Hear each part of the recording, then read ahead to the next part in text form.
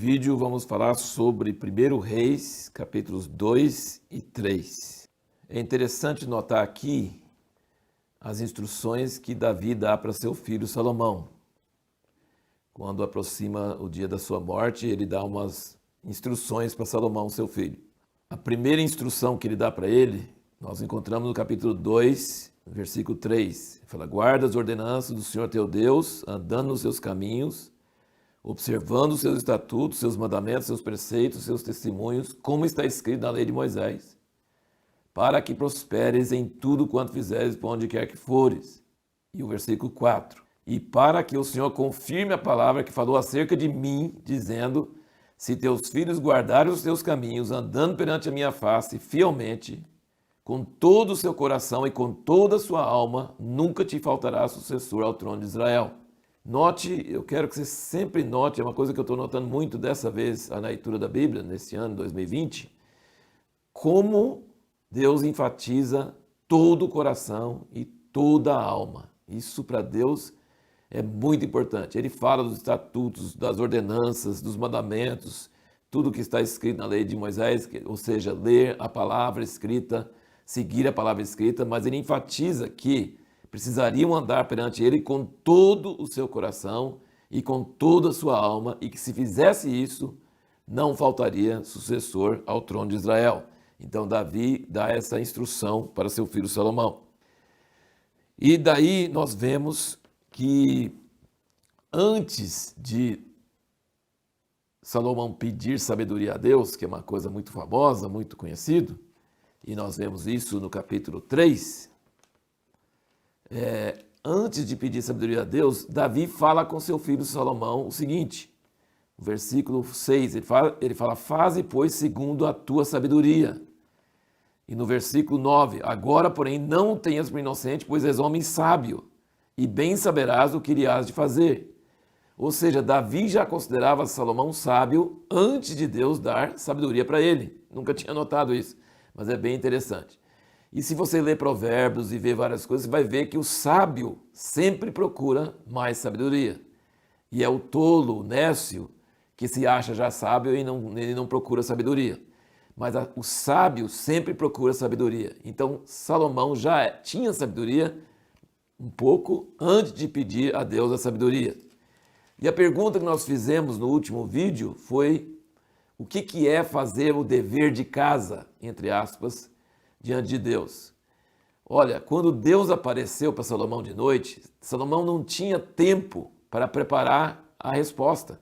Deus falou assim: pede o que quiseres e eu te darei. Ele teria que ter alguma coisa dentro dele, prontinho para sair, sem esperar, sem saber que Deus ia falar isso com ele. Então isso que eu chamo de fazer o dever de casa.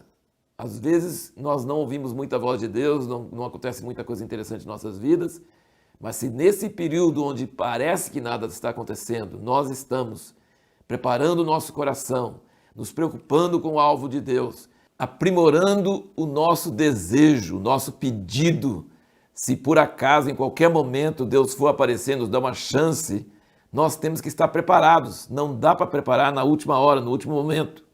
E Salomão tinha isso no seu coração. Ele estava pensando: como que eu vou conseguir governar esse povo? Ele estava preocupado em cumprir o destino dele. E ele não estava confiando em sua própria capacidade. Ele estava sentindo insuficiente, incapacitado. Então isso é fazer o dever de casa, preocupar com sua missão, seu propósito na vida, e não sabendo como fazer e preparando que quando Deus aparecer, quando Deus perguntar, você tem seu pedido na ponta da língua e pode fazer. Daí nós vemos então nós notamos durante a leitura bíblica várias frases importantes, curtas, que podem passar batidos. Aqui em 1 Reis 3, versículo 10, diz o seguinte: e pareceu bem aos olhos do Senhor o ter Salomão pedido tal coisa. Quando uma coisa parece bem aos olhos do Senhor, pode ter certeza que vai ter consequência. É a mesma coisa daquela frase que nós vimos em Números, capítulo 12, versículo 2, quando Arão e Miriam falam mal de Moisés e diz: e o Senhor o ouviu.